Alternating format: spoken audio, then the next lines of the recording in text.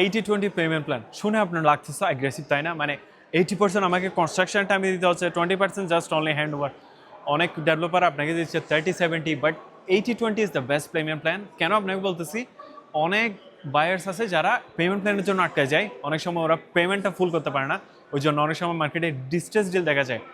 So Emaar is the one who giving 80-20 payment plan, কারণ ওরা জানে ইমার যারা কিনে ওরা একটা অন্য লেভেলের মানুষ, বা ওদের ওই রকম ক্যাপাসিটি আছে অত টাকার মতো কিছু নেওয়ার।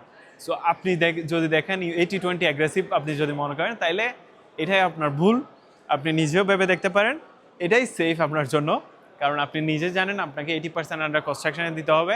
সো এটাই সেফ। আপনি কখনো দেখতে পাবেন না যে ইমারে কোনো একটা ইউনিট সেলস হচ্ছে ডিস্ট্রেস দিলে, মানে লো প্রাইসে, ওরকম দেখবেন না। কারণ যে ইমার থেকে ডেভেলপার থেকে কিছু কিনে সে নিজেই জানে যে প্রাইসটা কি, আমাকে কত টাকা কখন পে করতে হবে।